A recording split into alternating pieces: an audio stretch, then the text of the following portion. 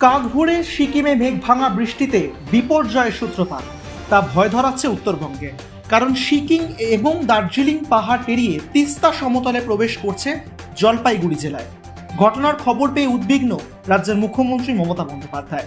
মুখ্য সচিবকে বিশেষ নির্দেশ দিয়েছেন তিনি। উত্তরবঙ্গের দিকে ইতিমধ্যেই রওনা হয়ে গিয়েছেন মন্ত্রিসভা সিনিয়র সদস্য এবং আইএএস আধিকারিকরা। বুধবার কাকভোরে উত্তর সিকিমে মেঘভাঙা বৃষ্টি হয়। বিপুল পরিমাণ জলরাশি ধরে রাখতে পারেনি বাঁধ, ফলে লোনক হ্রদে ফেটে পড়ে সেই জল তিস্তার বুক দিয়ে বইতে শুরু করে। এর জেরে সেই সময় সিকিমে তিস্তার জলস্তর 15 থেকে 20 ফুট পর্যন্ত বেড়ে যায় বলে খবর। দুকুল ছাপিয়ে নিচের দিকে ছুটতে থাকে তিস্তা। নদীর রুদ্ররূপ এমনই ছিল যে আশেপাশে কিছুই আর অক্ষত নেই বর্তমানে। নদীর খুব কাছাকাছি এলাকায় ছিল একটি সেনা ছাউনি, তা সম্পূর্ণ ভেসে গিয়েছে। নিখোঁজ ছাউনির প্রায় 23 জন সেনা জওয়ান বলে আশঙ্কা।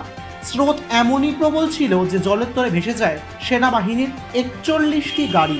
এখনো পর্যন্ত যা পরিস্থিতি, তাতে আশঙ্কা করা হচ্ছে তিস্তার হরপাবানে বহু সাধারণ মানুষও নিখোঁজ হয়ে গিয়েছেন। জলের তোরে ভেঙে গিয়েছে বহু ঘরবাড়ি, রাস্তা। আর ইতিমধ্যেই মুখ্যমন্ত্রী মমতা বন্দ্যোপাধ্যায়ের নির্দেশে আর সেই এলাকার এমনই পরিস্থিতি, দার্জিলিং, কালিম্পং এবং জলপাইগুড়ি জেলার বহু মানুষকে সরিয়ে নিয়ে আসার কাজ চলছে নিরাপদ স্থানে।